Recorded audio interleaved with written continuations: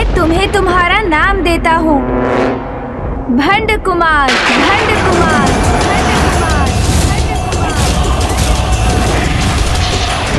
हमारे महानायक भंड कुमार।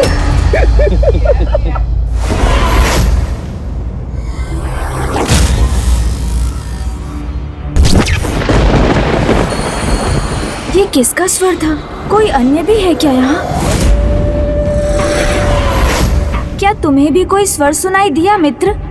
किसी को देखा तुमने? नहीं मित्र, न मैंने कुछ सुना न मैंने कुछ देखा। और अभी आपके द्वारा यही तो उत्पन्न हुआ हूँ मैं। संसार के भिन्न स्वर और दृश्य मैं तभी पहचान सकूंगा जब उन्हें देखने और सुनने में आप मेरी सहायता करेंगे। नहीं, तुम्हारे शरीर की रचना कर तुम्हें प्राण भी दिए हैं मैंने, तो अब अन्य जीवों के समान स्वयं संसार को देख समझकर अपने अनुभवों के आधार पर अपने व्यक्तित्व का निर्माण करना होगा। गणेश जी की सहायता के बिना तो मैं एक सामान्य जीव बन के ही रह जाऊंगा। उनके सम्मान मुझे शक्तियाँ कैसे प्राप्त हो पाएंगी?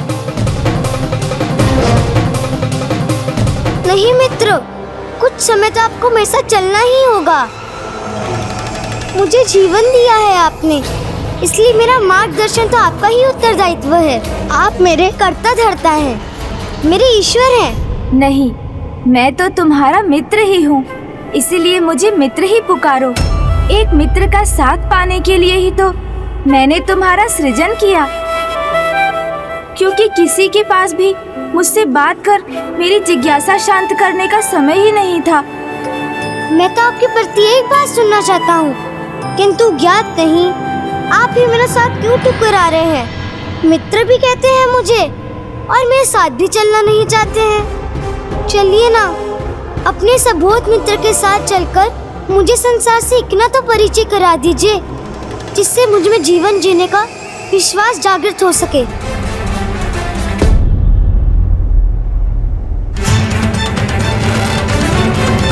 अच्छा, आप मेरा साथ नहीं चाहते तो मैं आपको विवश नहीं करूंगा। किसी प्रकार इस विशाल संसार में अपना मार्ग स्वयं ही ढूंढ लूंगा। रुको,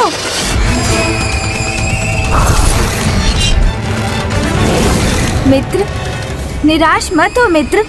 मैं कुछ समय तुम्हारे साथ अवश्य चलूंगा, किंतु मात्र एक प्रहर, अर्थात आज सूर्यास्त तक।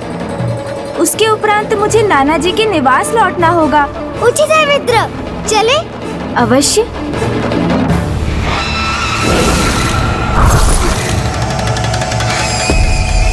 आपसे शरीर प्राप्त किया, फिर जीवन भी प्राप्त किया, किंतु अभी तो बहुत कुछ शेष है। सर्वशक्तिमान जो बनना है मुझे, इसलिए जब तक आपसे अनेकों शक्तियां नहीं प्राप्त करूंगा, आपसे विलग कैसे हो सकता हूँ। अब मित्रता का इतना लाभ उठाना तो चलता है ना।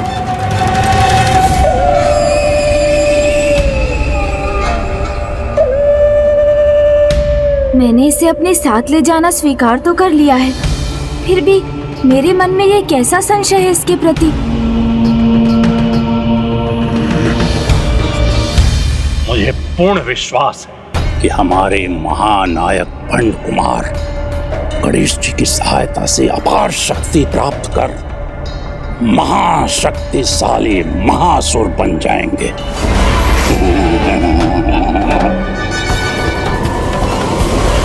सब कुछ ज्ञात होने पर भी कैसा अबोध होने का ढोंग कर रहा है कुटिल भंड कुमार।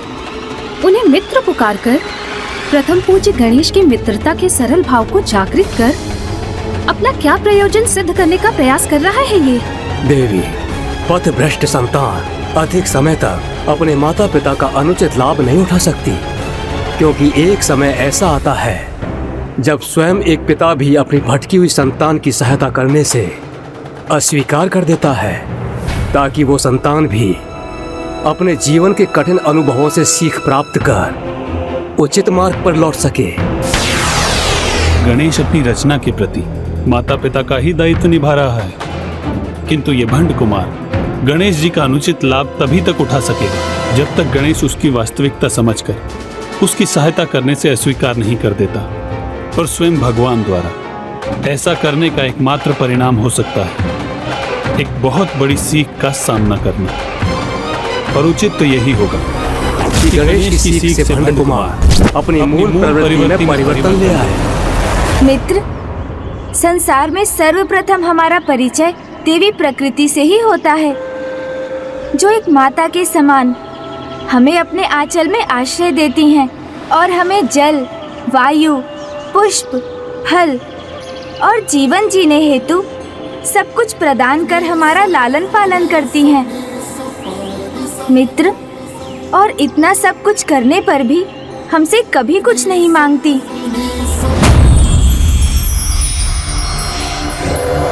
अद्भुत।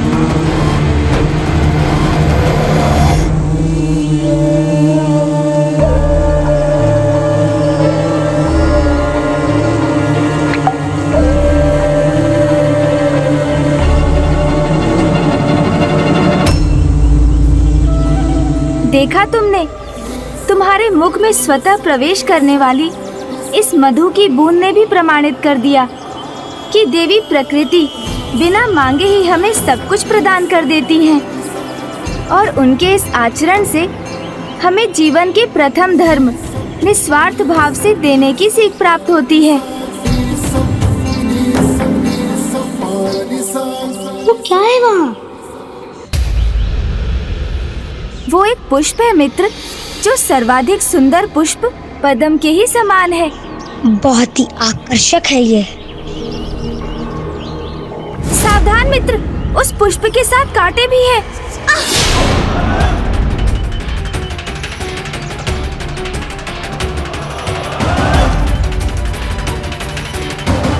अद्भुत है ये कांटे।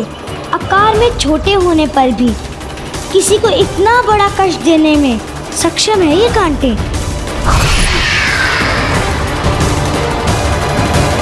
ये तुमने क्या किया? मैं तुम्हें देवी प्रकृति के समान दूसरों की भलाई हेतु अपना सर्वस्व न्योछावर करने की धर्म की सीख दे रहा था, और तुमने उसके विपरीत प्राप्त कर लिया ना इस पुष्प को, तो क्या बुरा किया मित्र? क्योंकि जब कोई प्राप्त करने वाला होगा तभी तो देने वाले का महत्व होगा। ये तो चलता है ना।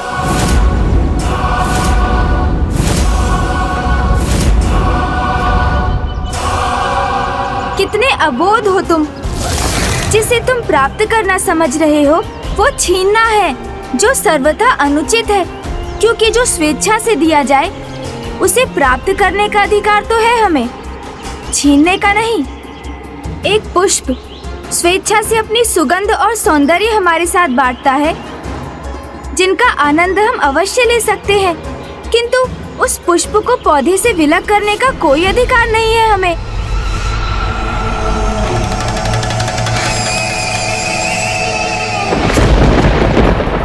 प्रतीत होता है मेरी डांट सुनकर इसे अपनी भूल का आभास हो गया है, और है भी तो कितना छोटा। कदाचित मैंने ही कुछ अधिक कठोरता दिखा दी, इसलिए ये उदास हो गया, किंतु इससे ये निश्चित है कि अब ये ऐसी भूल कदापि नहीं करने वाला।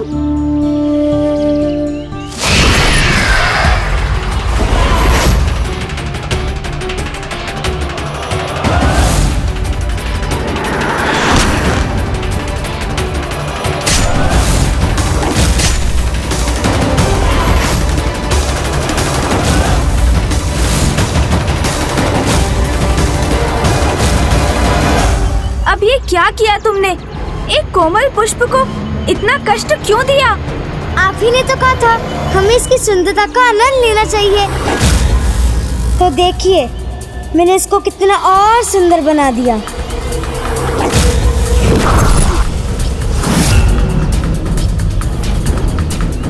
पुष्प को कांटों से छलनी कर उसकी सुंदरता में वृद्धि का आभास हो रहा है इसे।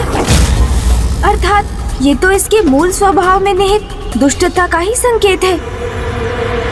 मित्र, मैं तुम्हें जो कुछ भी समझाने का प्रयास कर रहा हूँ, तुम उसके विपरीत ही समझ रहे हो। ये आनंद नहीं, क्रूरता है, जो अच्छाई की नहीं, दुष्टता का परिचय देती है।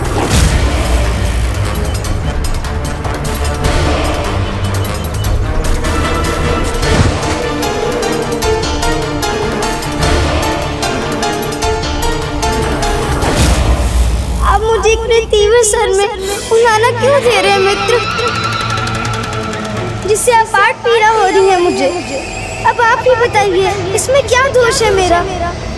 मेरा सृजन तो अभी अभी हुआ है ना, तो अच्छाई और बुराई का भेद ज्ञात करने का समय कहाँ मिला मुझे? अब आप जो भी सिखाएंगे मैं वही सीखूंगा। अब एक नवजात बालक से इतनी भूल तो चलती है ना। ये तो उचित कह रहा है, इसका सृजनकर्ता तो मैं ही हूँ, इसलिए इसे अच्छाई और बुराई का भेद सिखाने का कर्तव्य भी मेरा ही है। मुझे इसके जीवन में सुपथ पर चलने का मार्गदर्शन करना होगा, अन्यथा अभी इसके स्वभाव की जो झलक मुझे दिखाई दी है, ये तो उसे ही अपना व्यवहार बना लेगा। इसलिए मुझे इसे अच्छाई का ज्ञान देना अत्यंत आवश्यक है।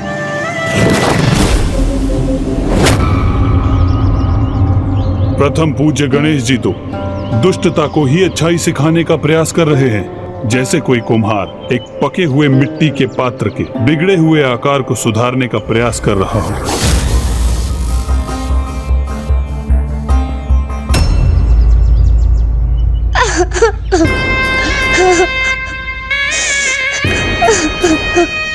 तुम चिंता मत करो मित्र, मैं तुम्हें अच्छाई और बुराई का भेद अवश्य सिखाऊंगा।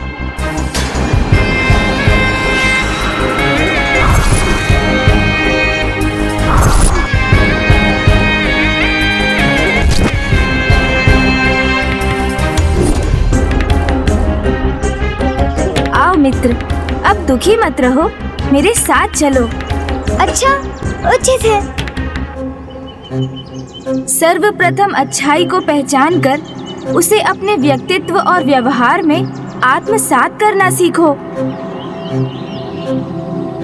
और मित्र, क्रूरता को पहचान कर उससे सदा दूर रहो, क्योंकि वो व्यक्ति के भीतर छिपी दुष्टता का ही प्रतीक है। यदि क्रूरता दुष्टता की प्रतीक है, तो हम संसार के महानतम दुष्ट के अनुयायी हैं।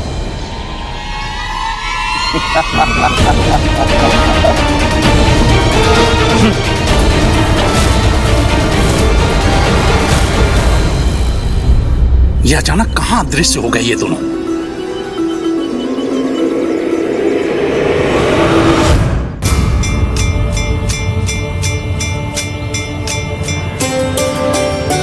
ये आप मुझे कहाँ ले आए मित्र?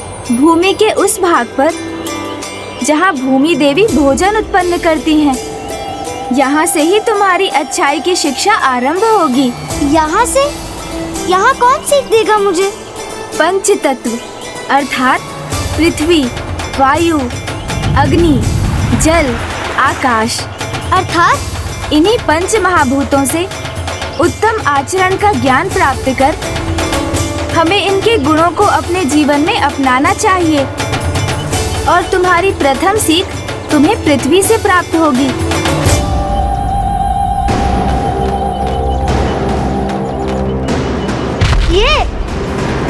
ये पृथ्वी, ये लाचार पृथ्वी वाला मुझे क्या सिखा सकती है? दया, दया और सहनशीलता, पृथ्वी के ये दो महान गुण तुम्हारे भीतर अच्छाई जागृत करने के लिए अति आवश्यक हैं। तुमने माता पृथ्वी को अपने पांव से कुचलकर उन्हें कष्ट दिया, किंतु तुम्हारी इस क्रूरता को सहन करने पर भी तुम्हें अपनी दया से दूर नहीं किया उन्होंने। तुमसे अपने ऊपर स्थित रहने का अधिकार नहीं छीना। और इतना ही नहीं मित्र, वो तो अभी भी तुम्हें और बहुत कुछ प्रदान करेंगी।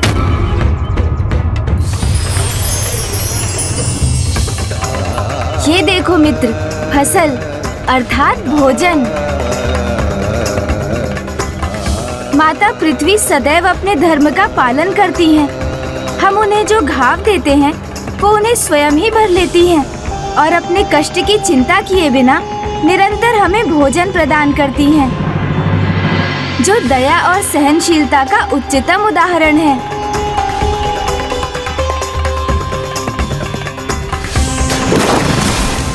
दया और सहनशीलता तो मूर्खता है। यहाँ वास्तविक सीख तो ये है कि लाचार को जितना प्रताड़ित करोगे उससे उतना ही लाभ उठा सकोगे।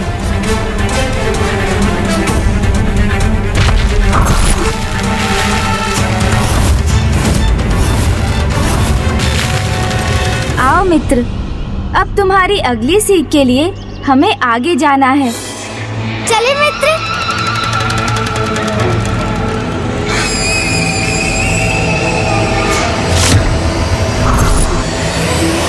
ये असुर तो अच्छाई के उदाहरण से भी बुराई की ही सीख प्राप्त कर रहा है। तो मेरा अनुमान सत्य ही था। गणेश जी से सुधारने का कितना भी प्रयास क्यों न कर लें, किंतु ये कदापि नहीं सुधरेगा।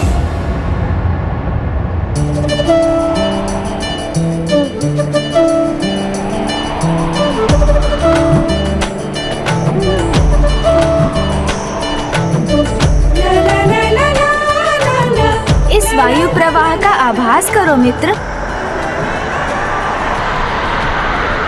अपनी दूसरी सीख मुक्त पवन से प्राप्त करो मित्र, जिसका मुक्त प्रवाह सर्वत्र व्याप्त रहता है, जो किसी भी जीव जंतु पौधे आदि में कोई भेदभाव नहीं करती। जीव छोटा हो अथवा बड़ा, समानता के भाव से सभी के जीवन को प्राणवायु प्रदान करती है। इसलिए पवन से हमें निष्पक्ष भाव से सभी की सहायता करने की सीख प्राप्त होती है।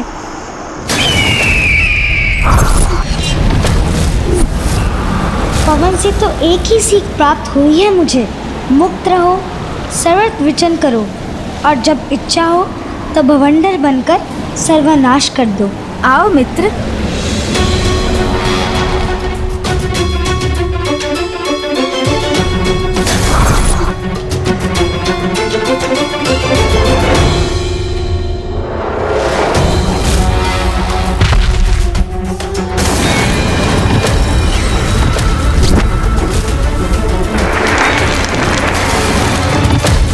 चलो मित्र, अब आगे प्रस्थान करते हैं।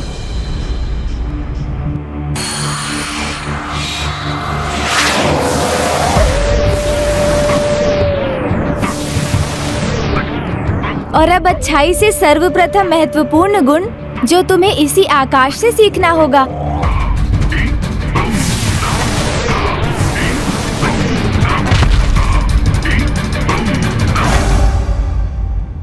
सर्वाधिक ऊंचाई पर स्थित आकाश की सीमा ही अनंत विस्तार तो हमारी आत्मा का भी प्रतीक है, क्योंकि आत्मा भी तो अनंत ही है। और जिस प्रकार आकाश में मेघों के छटने पर आकाश निर्मल हो जाता है, उसी प्रकार सांसारिक मोह बंधन रूपी मेघों के छटने पर आत्मा सर्वव्यापी परमात्मा से एकीकार हो सकती है। अर्थात आकाश से हमें ये सीख प्राप्त होती है कि ईश्वर की संपूर्ण रचना एक ही है। तुम ब्रह्मांड के भाग हो, तो समस्त ब्रह्मांड तुम में ही समाहित है।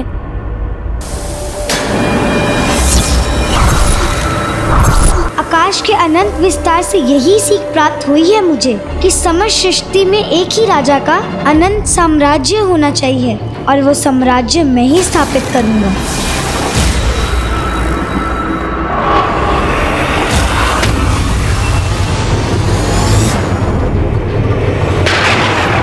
जो स्वयं प्रथम पूज्य गणेश द्वारा प्रदान किए गए ज्ञान को ग्रहण करने में अक्षम है, उससे भला क्या आशा की जा सकती है। इसीलिए इस बालक भंड कुमार के आचरण में किसी सुधार की कोई संभावना नहीं है। गणेश तो उसे सभी उत्तम गुणों की सीख दे रहे हैं और वो उनके अर्थों का अनर्थ कर उनके उत्तम सीखों से बुरा ही आत्मसात कर रहा है। माता पराशक्ति ने सर्वथा उचित कहा था, नियति को कोई परिवर्तित नहीं कर सकता। न तो ये भंड कुमार स्वयं में कोई परिवर्तन लाएगा और न ही सृष्टि का वो संकट टलेगा जो ये अधर्मी उत्पन्न करने जा रहा है। अब तो यही उचित होगा कि गणेश जी इसकी वास्तविकता को पहचान कर उसके अनुरूप व्यवहार करें। ये मुझे किस प्रकार के अनिष्ट का आभास हो रहा है?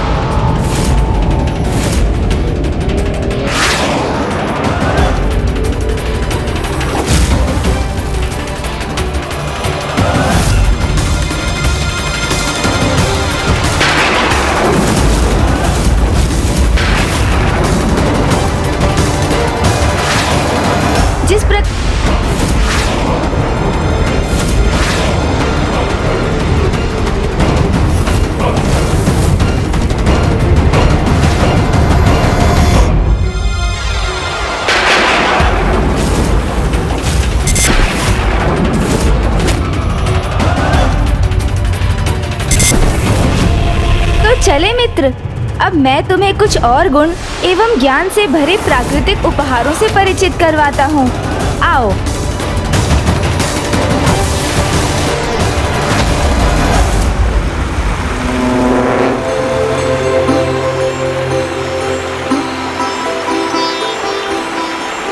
मित्र भंड कुमार, चौथा गुण तुम्हें जल से सीखना है। जल के समान परिस्थिति के अनुरूप स्वयं को किसी भी आकार में ढालकर अपने मार्ग की बाधाओं पर विजय पाकर निरंतर अपने लक्ष्य की ओर बढ़ना सीखो और दूसरों की मलिनता को दूर कर उन्हें पवित्र करना भी सीखो।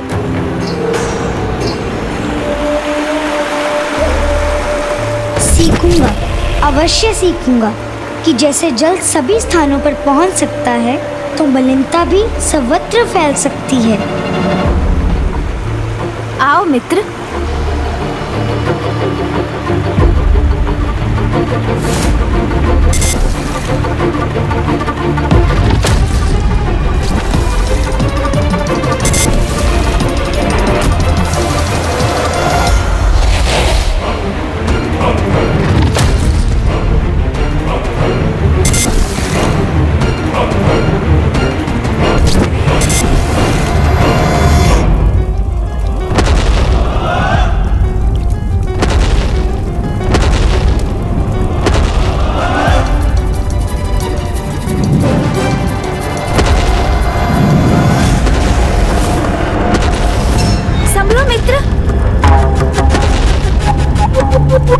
मित्र भंड कुमार, भयभीत मत हो, मैं हूँ ना तुम्हारे साथ। तुम्हें यहाँ अग्नि से कोई क्षति नहीं पहुँचेगी, अपितु एक महत्वपूर्ण सीख प्राप्त होगी तुम्हें। अग्नि जिसका स्पर्श करती है उसे अपनी पावन ऊर्जा से सुधार कर पवित्र बनाती है, क्योंकि जो जल में नहीं घुलता, वायु से प्रभावित नहीं होता, उसे एकमात्र अग्नि ही अपने भीतर समाहित कर नवीन रूप प्रदान कर सकती है।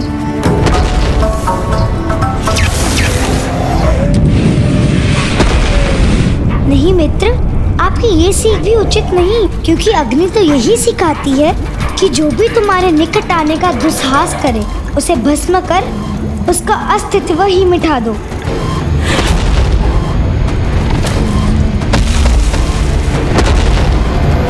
चले मित्र। चलो। मुझे आशा है कि अब तुम अच्छाई का ज्ञान प्राप्त कर अच्छाई और बुराई में भेद कर सकोगे और अपने जीवन में सदा अच्छाई का पालन करोगे। अच्छाई और हमारे महानायक? चिंता मत कीजिए मित्र, मैं आपकी सीख भली भांति समझ गया हूँ।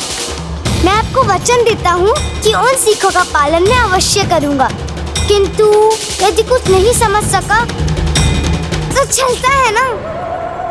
और वैसे भी जब उधर भोजन से रिक्त हो तो कहाँ पूर्ण बात समझ आती है। ओह हाँ, भोजन, मैं ये कैसे भूल गया कि तुमने अभी तक तो कुछ खाया ही नहीं है।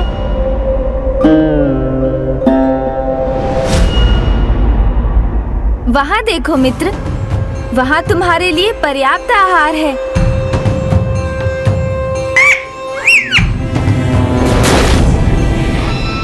रंग कुछ हरा अवश्य है, किंतु उसका स्वाद अत्यंत उत्तम होगा। आहार, स्वादिष्ट तो अवश्य होगा ये, और मुझे इसके हरे रंग से कोई समस्या नहीं है। मुझे तो ये अत्यंत रसभरा भी प्रतीत हो रहा है। तो फिर प्रतीक्षा क्यों करें? वैसे भी वो वृक्ष से पृथक होने ही जा रहा है, तो उसे शीघ्र प्राप्त करना चाहिए हमें।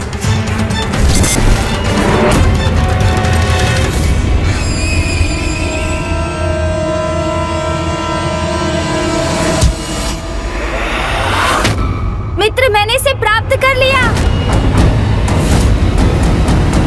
कहाँ गया ये?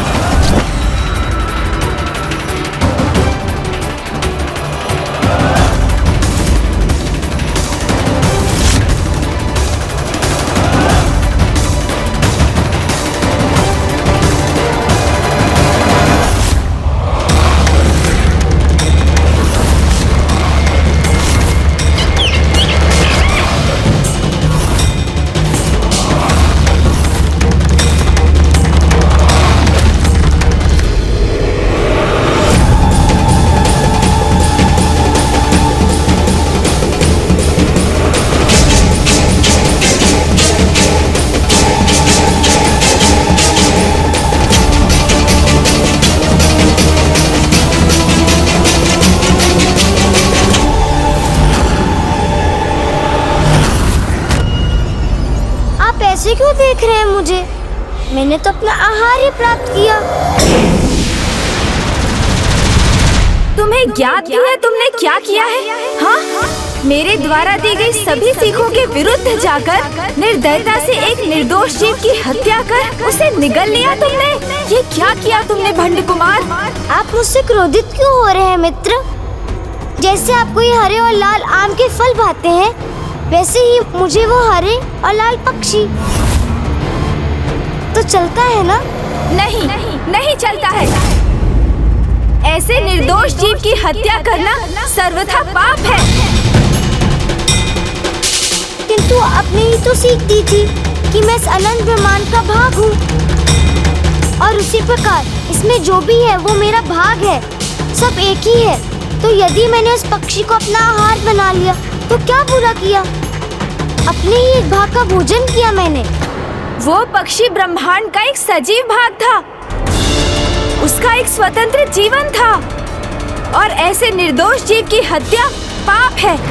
तुमने अभी मुझे वचन दिया था कि तुम मात्र अच्छाई के पथ पर चलोगे, और अभी ऐसा घोर पाप करने में तुम्हें तनिक भी संकोच नहीं हुआ। ये कैसा व्यवहार है तुम्हारा भंड कुमार?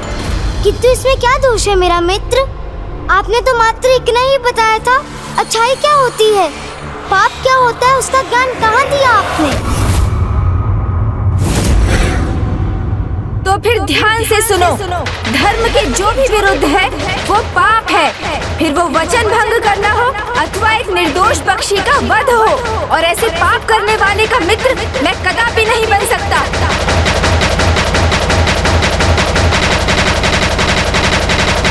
मित्र, मैं भी कहाँ किसी का शत्रु बनना चाहता हूँ। मुझे तो सबसे बड़ा शत्रु बनना है, महाशत्रु, अजात शत्रु। जिसके हृदय में अधर्म का अंधकार व्याप्त है, वो प्रथम पूज्य गणेश जी की कोई सीख भला कैसे प्राप्त कर सकता है?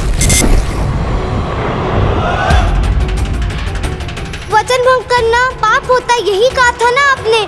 तो स्मरण कीजिए, आपने सूर्यास्त तक मेरे साथ रहने का वचन दिया था मुझे। मैं तुम्हारे साथ चलूंगा आज सूर्यास्त तक।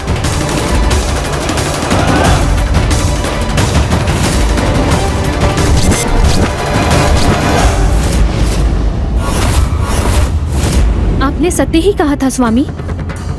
ऐसा कुटिल कपटी धूर्त ना कभी हुआ था और ना ही कभी होगा।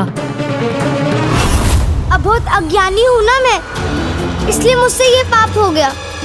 किंतु आप ही बताइए, यदि आपके मित्र को सबको धीरे धीरे समझ आता है तो क्या आप उसका त्याग कर देंगे? उस पाप से बचने का क्या उपाय है, ये नहीं समझाएंगे उसे?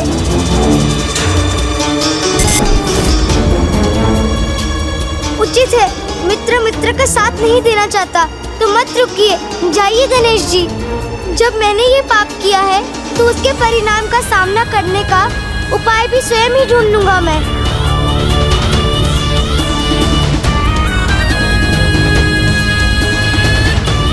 पाप का फल दंड होता है, दंड होता है।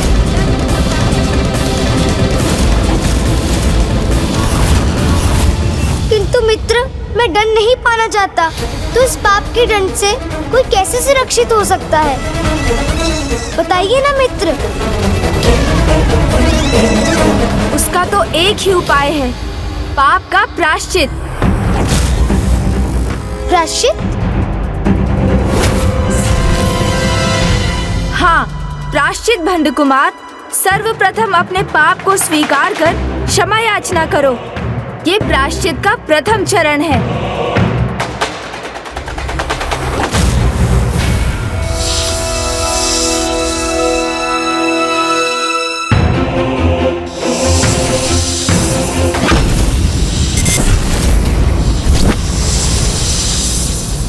अर्थात यदि किसी से पाप हो गया हो, अपनी भूल स्वीकार कर क्षमा मांगकर उसका प्रायश्चित कर ले, तो वो दंड का भागी नहीं बनता। हाँ, भूल स्वीकार कर क्षमा याचना करने से दंड नहीं, क्षमा दान प्राप्त होता है।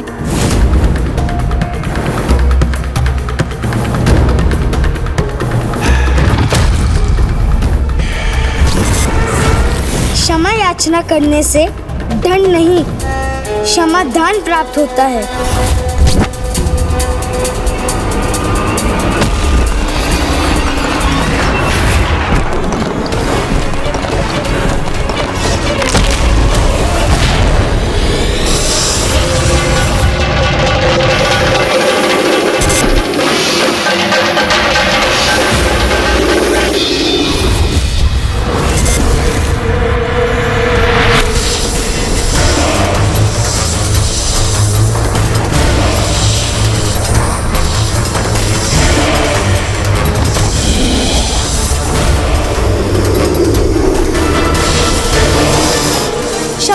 क्षमा, मुझसे भूल हुई है।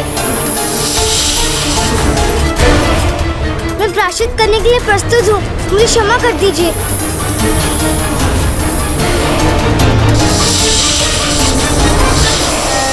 मुझे विश्वास नहीं हो रहा कि मेरी प्रत्येक सीख का अनुचित अर्थ ही निकाल लेता है। कदाचित इस भंड कुमार को सुधारने का प्रयास करना मेरी भूल थी। मित्र, मेरी विचार से भूल मुझसे नहीं, आपसे हुई है। देखिए, मैं तो क्षमा याचना कर रहा हूँ, फिर भी ये नाग मुझे क्षमा करने के लिए तैयार नहीं। ये तो क्रोध से फुफकार रहे हैं मुझ पर। इसकी दुष्टता की कोई सीमा भी है अथवा नहीं। अच्छा रुकिए, मैं एक बार और क्षमा याचना करता हूँ। मुझे बोध बालक से भूल होगी नागदेव, इसलिए शांत हो जाइए।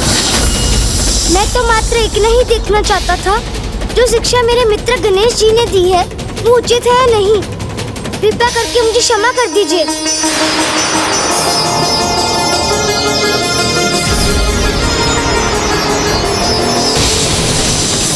गणेश जी की सीख को सत्य करने हेतु आपको ऐसा करना ही होगा।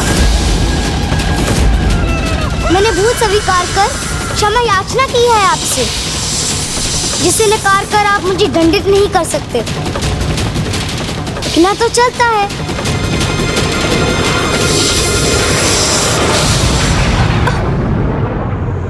गणेश जी की सीख को सत्य करने गणेश जी की सीख को सत्य करना ही होगा। आपको ऐसा करना ही होगा।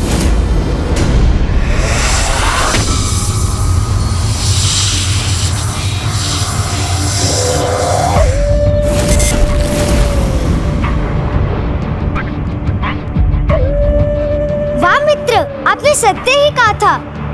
पाप होने पर क्षमा मांग लो तो क्षमा दान मिलता है, दंड नहीं। तो पाप हो भी जाए तो चलता है। कदापि नहीं, कदापि नहीं, कदापि नहीं, कदापि नहीं, कदापि नहीं। अपनी इच्छा से किया गया पाप मात्र पाप नहीं, आसुरी प्रवृत्ति का परिचय देता है। और मुझे नहीं ज्ञात था कि मैं एक मित्र नहीं, दुष्टता का ही सृजन कर रहा हूँ।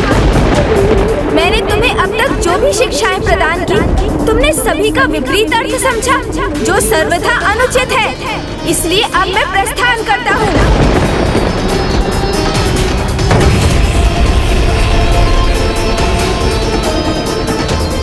रुक जाइए गणेश जी, आप मुझे ऐसे त्याग कर मत जाइए।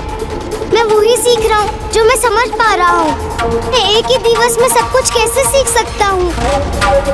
कुछ भूल तो चलती है ना। मित्र, आपके भी तो जीवन के आरंभ में आपसे भी तो कोई भूल हुई होगी। वस्त्र के स्थान पर पशु चर्म से अपना तन ढकते हैं। रहने के लिए कोई घर नहीं। नाम पूछो तो कहते हैं सभी नाम मेरे हैं। अब ऐसी बात करने वाले को बेरूपिया नहीं तो और क्या कहूँ? और क्या कहूँ? और क्या कहूँ?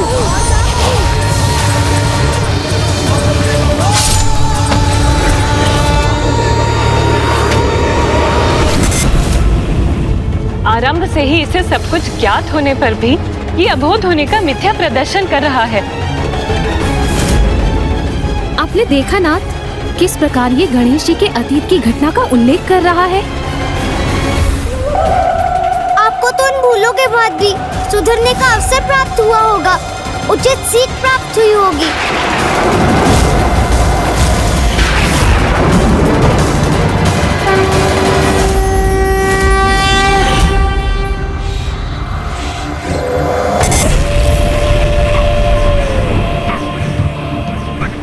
आपके मार्गदर्शन के लिए तो आपकी माता थी, आपके पिताश्री थे, आपका परिवार था और ग्रह था, और आपके लिए सीखना समझना कठिन कहाँ रहा होगा।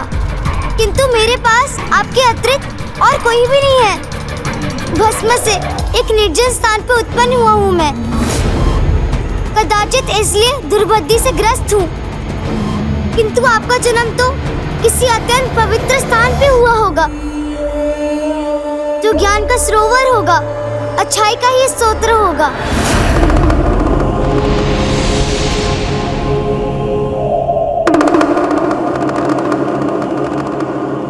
उचित कहते हो तुम। जहाँ ज्ञान की गंगा बहती है, जो ब्रह्मांड के सभी स्थानों में सर्वाधिक पवित्र स्थान है, जहाँ मेरे पिता का निवास है, मेरा निवास है, कदाचित वहीं जाकर तुम्हें सुबुद्धि प्राप्त होगी।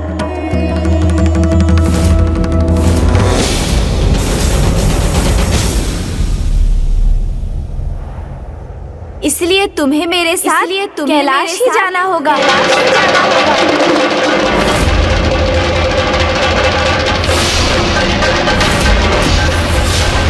धन्यवाद मित्र, धन्यवाद।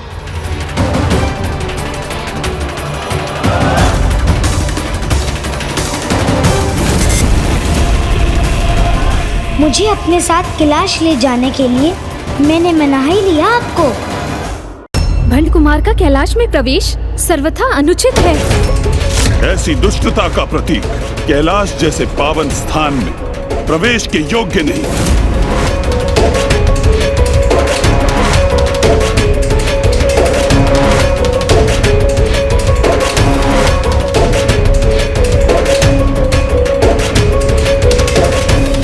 रुको भंड कुमार,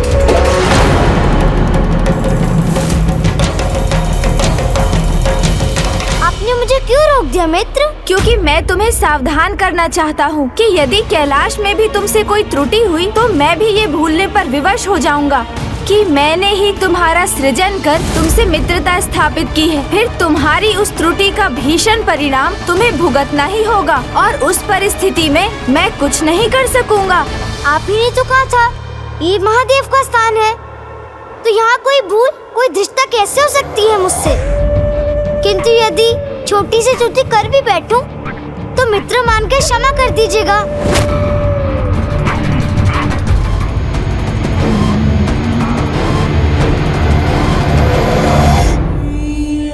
उचित है, उचित है। मैं आपको वचन देता हूँ, यहाँ मैं अत्यंत सावधान रहूंगा। मैं कोई भूल नहीं करूंगा। अब तो चलिए। अवश्य।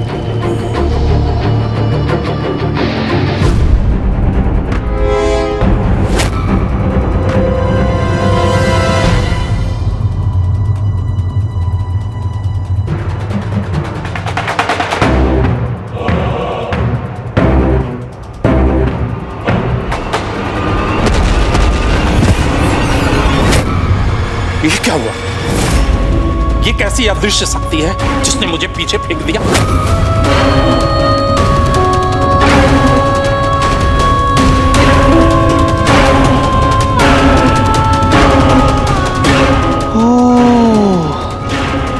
हमारे असुर महानायक वहां प्रवेश करने में इसलिए सफल हुए क्योंकि वे स्वयं गणेश जी के साथ थे। किंतु उस पवित्र सकारात्मक ऊर्जा से परिपूर्ण कैलाश में प्रवेश करने का अवसर हमें कहां प्राप्त होगा? उस कैलाश में हमारा प्रवेश तो वर्जित है। हम तीनों को तो यहीं रहकर प्रतीक्षा करनी होगी। तो तुम मेरे आहत होने की प्रतीक्षा कर रहे थे, पूर्व में सूचित नहीं कर सकते थे?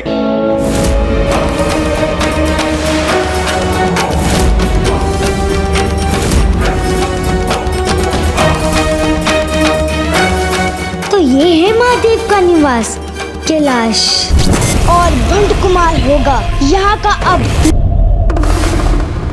मित्र, ये हमारा उद्यान है। आओ मित्र, यहाँ आओ मित्र। ये देखो मित्र, ये हमारा स्नान कुंड है। ये मेरी माँ का रसोई गृह है, जहाँ वो स्वादिष्ट पकवान पकाकर मुझे खिलाती हैं। चले मित्र। मित्र, ये वो स्थान है जहाँ मुझे मेरे जीवन की सर्वाधिक महत्वपूर्ण सीख प्राप्त हुई थी। सब देख तो लिया, मात्र उस एक स्थान को छोड़कर जो मुझे कुछ अधिक ही भा रहा। और अब तुम्हारी दृष्टि जहाँ स्थिर है वो प्रभु महादेव का आसन है।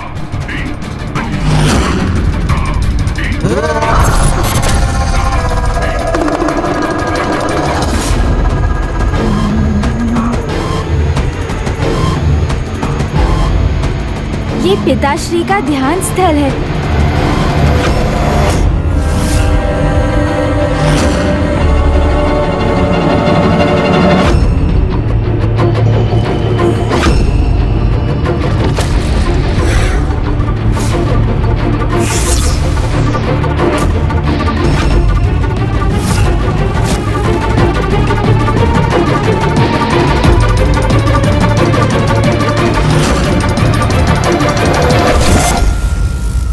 इसी स्थान पर विराजमान होकर जगत पिता महादेव ध्यान करते हैं।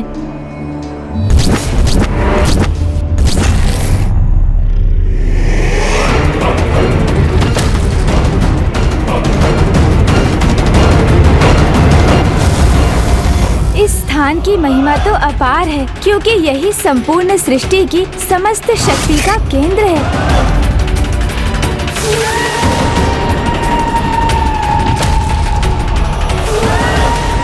अर्थात यदि मैंने ये स्थान ग्रहण कर लिया तो मैं ही सृष्टि की समस्त शक्ति का केंद्र बनकर उस शक्ति पर अपना अधिकार स्थापित कर लूंगा, सर्वशक्तिशाली बन जाऊंगा। ये भंड कुमार महादेव के ध्यान स्थल की ओर क्यों बढ़ा जा रहा है? क्या प्रयोजन है इसका? मुझे तो पूर्व में ही आभास हो रहा था। अवश्य ही इसके मन में कुछ ऐसा ही अनुचित प्रयोजन है, जिसे सिद्ध करने हेतु ये कैलाश में प्रवेश करने के लिए लालायित है। जो भी करना चाहता है वो सर्वथा अनुचित है। यही वो स्थान है जहाँ से जगत पिता महादेव समस्त संसार के क्रियाकलापों को नियंत्रित करते हैं। अर्थात यदि मैं यहाँ स्थित हुआ तो समस्त संसार पर मेरा ही नियंत्रण स्थापित हो जाएगा। नियति निर्धारित है, इसलिए गणेश जी की चेतावनी सुनकर भी इतना भयंकर दुस्साहस कर रहा है ये। इस पावन स्थल पर एकमात्र त्रिलोक के स्वामी जगत पिता महादेव का ही अधिकार है। उनके अतिरिक्त यहाँ अन्य कोई भी स्थित नहीं हो सकता। अब मुझे यहाँ स्थित होने से कोई भी नहीं रोक सकता। ओम नमः शिवाय, ओम नमः शिवाय, ओम नमः शिवाय, ओम नमः शिवाय। ये क्या? भंड कुमार तो पिताश्री के ध्यान स्थल की ओर ही बढ़ा जा रहा है। बस एक बार यहाँ स्थित हो जाऊं तो अपने प्रयोजन में सफल हो जाऊंगा। ये कैसी अकल्पनीय उद्दंडता कर रहा है।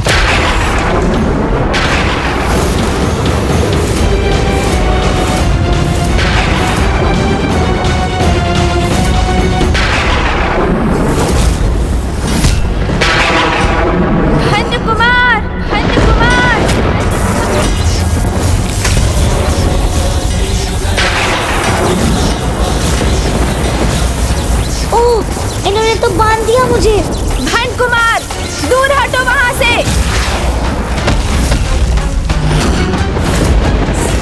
ये कैसा दुस्साहस कर रहे थे तुम? मैंने स्पष्ट कहा था ना, वो प्रभु महादेव का ध्यान स्थल है, जहाँ से वो संपूर्ण सृष्टि के हित को निर्धारित करते हैं, जहाँ अन्य किसी को स्थित होने का कोई अधिकार नहीं। ये तुमने सुना नहीं क्या? सुना था, अवश्य सुना था मित्र, किंतु इस विशेष स्थान का सम्मोहन मुझे यहाँ खींच लाया और अब यहाँ पहुँच गया हूँ, तो मुझे अब मत रोकिए। मात्र एक पल के लिए मुझे यहाँ स्थित होने दीजिए। इतना तो चलता है, इतना तो चलता है।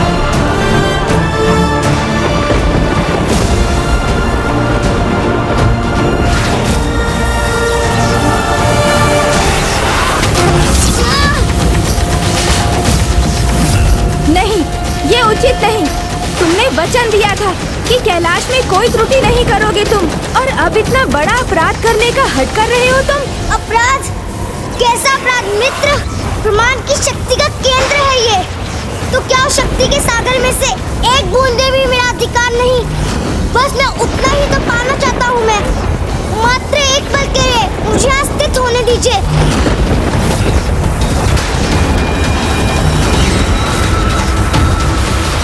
बस किसी प्रकार एक बार पहुंच जाऊं वहां।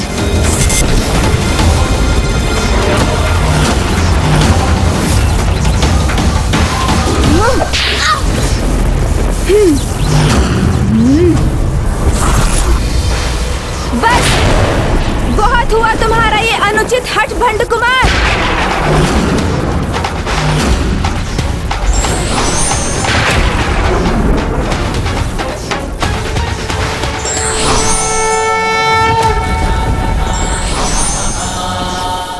ये तो क्रोधित हो गए, कहीं अपनी शक्ति से मुझे आहत न कर दे।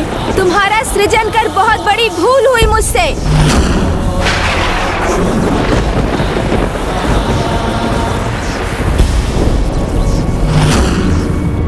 यदि इसके महापापी में परिवर्तित होने के पूर्व ही इसकी दुष्टता का अंत होना नियत है, तो यही उचित है।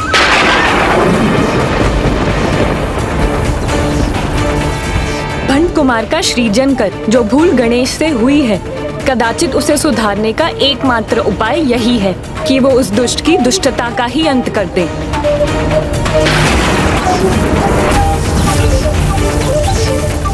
इसके पूर्व ही पुनः अपने कपट जाल का प्रयोग कर अपनी रक्षा करने में सफल हो गणेश जी को उसकी उद्दंडता का उचित दंड देना चाहिए।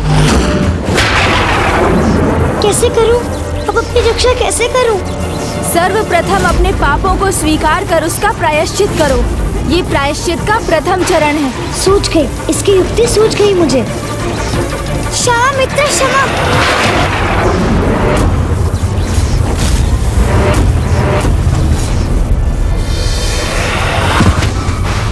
मुझ पर दया कीजिए मित्र, मुझे क्षमा कर दीजिए। क्षमा मांगने से डर नहीं, क्षमादान प्राप्त होता है। ये आपके ही वचन थे ना, तब उन वचनों का मान रखिए। और वैसे भी कोई अपराध हुआ कहाँ मुझसे? मैं महादेव के स्थान तक तो पहुंचा ही नहीं, तो इतना तो चलता है।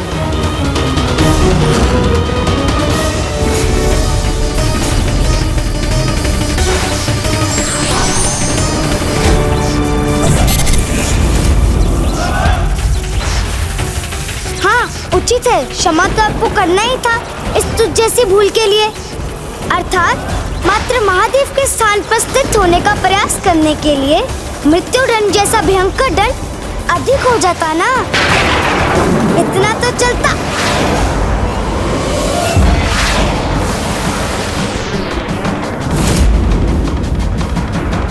कुपथ पर चलना ही जिसकी नियति है, उसे इतना साधारण दंड कहां सुधार सकता है।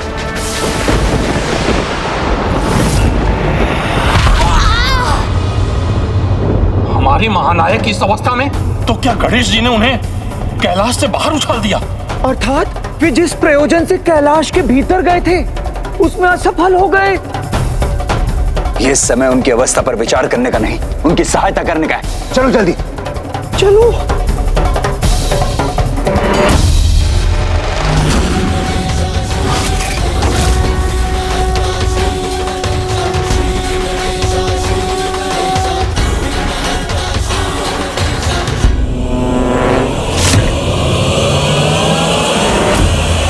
जब कोई समझाने पर भी ना समझ सके, उचित सीख देने पर भी भूल और अपराध करने पर ही आतुर हो, तो उसे उचित अनुचित का बोध कराने के लिए दंड देना अनिवार्य हो जाता है। और मुझे आशा है कि मेरे इस दंड से तुम समझ गए होगे कि तुम कितनी बड़ी भूल करने जा रहे थे। अभी तो यही उचित होगा कि मैं इनकी बात स्वीकार कर इनका क्रोध शांत करूं। चलता है। मित्र, दंड तो दे दिया आपने मित्र, उचित है, किंतु अब मेरी सहायता कीजिए, अपने इस मित्र पर दया कीजिए, दया कीजिए मित्र, दया कीजिए। मित्र? मुझे तो ऐसा मित्र चाहिए था जो किसी भी परिस्थिति में मेरा साथ ना छोड़े, मेरे हृदय की प्रत्येक बात को सुने, समझे, मुझे एकाकीपन का आभास भी ना होने दे, मेरी भावनाओं का आदर करे, कभी मेरा विश्वास ना भंग करे। इसलिए मित्र रूप में तुम्हारा सृजन किया था मैंने, किंतु मुझे कहाँ ज्ञात था कि मैं जिसकी रचना कर रहा हूँ वो मेरी मित्रता के सर्वथा अयोग्य, मात्र एक महादुष्ट, महापापी है। हाँ, ऐसा महापापी जिसे अच्छाई बुराई, उचित अनुचित की सीख दी मैंने, किंतु फिर भी वो अपने छल कपट और अपनी बुराई पर ही स्थिर रहा। तुम्हारा सृजन कर बहुत बड़ी भूल हुई है मुझसे। नहीं मित्र, ऐसा नहीं है।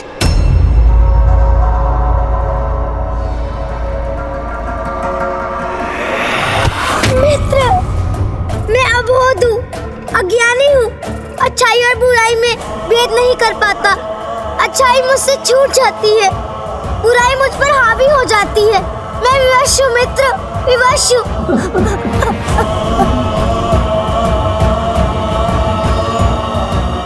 भूल आपसे नहीं, मुझसे हुई है मित्र। अब एक ही उपाय शेष है, आप मुझे मिटा दीजिए, आप मुझे मिटा दीजिए, आप मुझे मिटा दीजिए।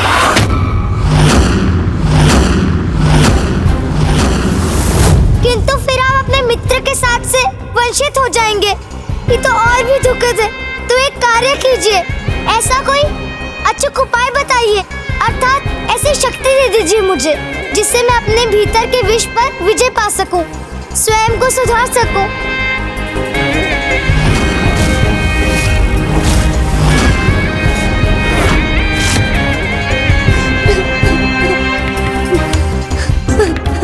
तुम्हें वास्तव में अपने किए पर ग्लानि है? हाँ मित्र, ग्लानि तो है, विश्वास कीजिए। मैं कपटी कुटिल नहीं रहना चाहता हूँ, मुक्त होना चाहता हूँ अपनी दुष्टता से। तो उसका एक ही उपाय है, तप, तप।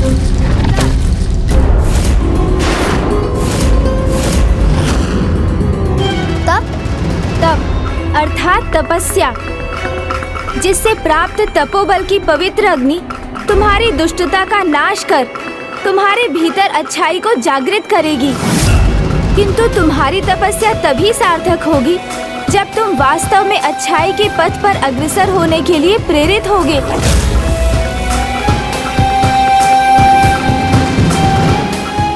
हूँ ना, प्रेरित हूँ मैं।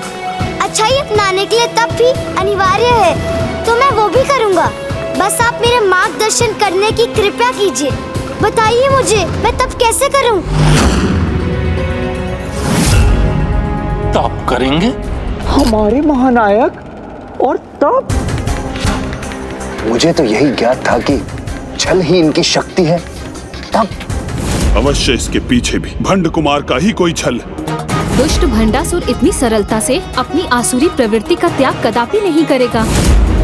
तब से उसके स्वभाव में भले ही कोई सुधार न आए, किंतु देवी कृपा से अत्यधिक शक्तियां अवश्य ही प्राप्त कर लेगा। मुझ पर इतनी कृपा तो कीजिए मित्र। ये तो बताइए मुझे, मैं किसकी तपस्या करूं? बताइए ना मित्र। उन्हीं जगत पिता महादेव की, जिनके स्थान पर स्थित होने की उद्दंडता करने का महा अपराध करने जा रहे थे तुम। प्रभु शिव शंकर की भक्ति ही तुम्हारे भीतर के अंधकार का नाश कर तुम्हारे हृदय में एक निर्मल ज्योति प्रज्वलित करेगी। तुम्हारे विकारों का नाश कर सुधार देगी तुम्हें। उचित है मित्र, तो बताइए मैं कहाँ अपना तप प्रारंभ करूं?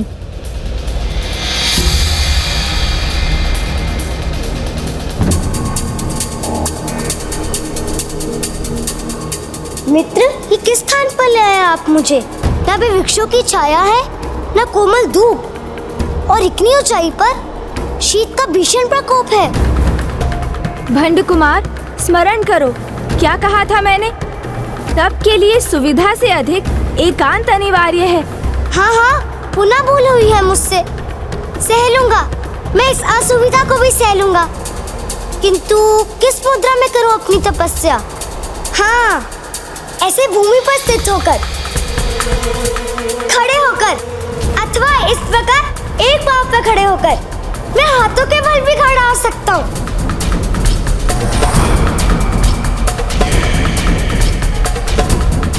अथवा फिर ऐसे।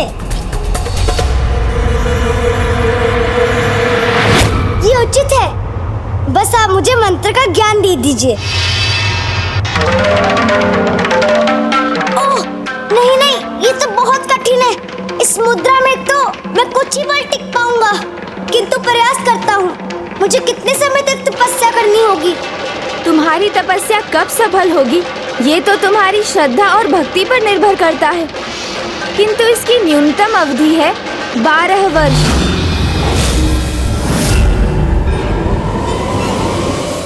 12 वर्ष? ये तो बहुत कठिन है। हाँ भंड कुमार, कठिनाई का सामना किए बिना सफलता प्राप्त नहीं होती।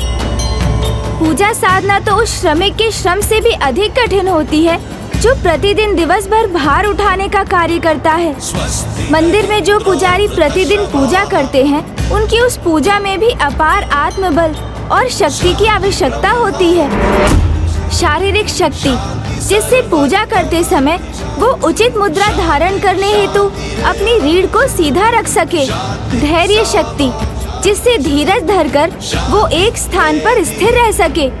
श्रद्धा शक्ति, जिससे वो प्रभु के प्रति पूर्ण निष्ठा से पूजा करने में सक्षम हो। और आत्म शक्ति, जिससे वो पूजा के फल को ग्रहण कर सके। इसलिए तपस्या का पथ सरल कदापि नहीं। जब भस्म रूप में था तब भी कभी स्थित नहीं रह पाया। तब तो बड़ा दुर्भाग्य है मेरा। चाहकर भी कैसे सुधारूं स्वयं को, कैसे करूं प्रायश्चित? 12 वर्ष तक रीढ़ को सीधे रखकर सिर रहने की शक्ति कहाँ है मुझ में?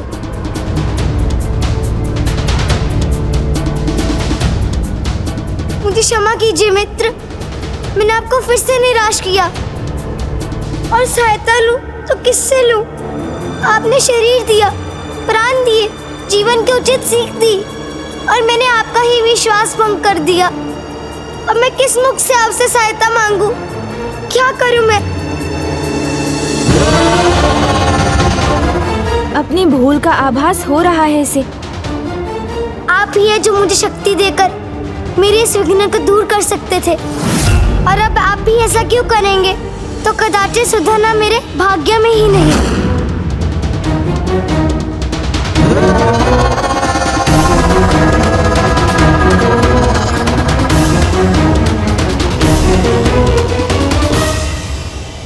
भंड कुमार, क्या वास्तव में तुम अपनी भूल स्वीकार कर अपने भीतर परिवर्तन लाकर अपने दोषपूर्ण आचरण से मुक्त होना चाहते हो?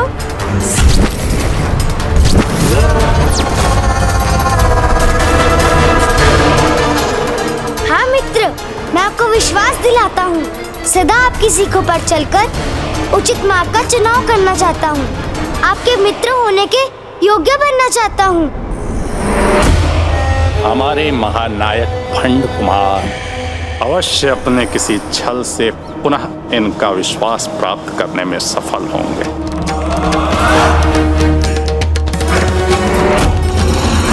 नहीं, गणेश जी को इसका विश्वास कदापि नहीं करना चाहिए, क्योंकि छल तो इसकी आसुरी प्रवृत्ति का अभिन्न भाग है। उचित है, यदि तुम कुपथ का त्याग कर सुपथ पर चलना चाहते हो तो मैं तुम्हें इसका एक अवसर अवश्य दूंगा।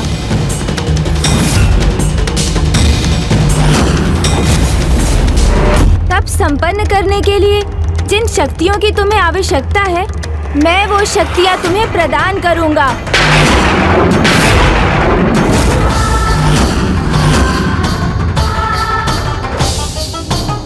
पार्वती नंदन गणेश को ऐसा कदापि नहीं करना चाहिए, क्योंकि भंड कुमार को समर्थ बनाना तो संसार में अच्छाई के अंत का आरंभ होगा।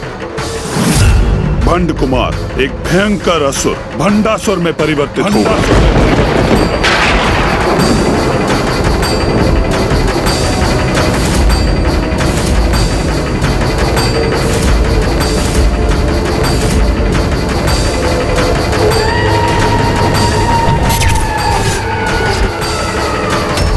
कुटिल व्यक्ति को दी गई विद्या और शक्ति वर्षा में तूफान का कार्य करती है, इसलिए प्रत्येक गुरु को योग्य शिष्य की परख होनी ही चाहिए।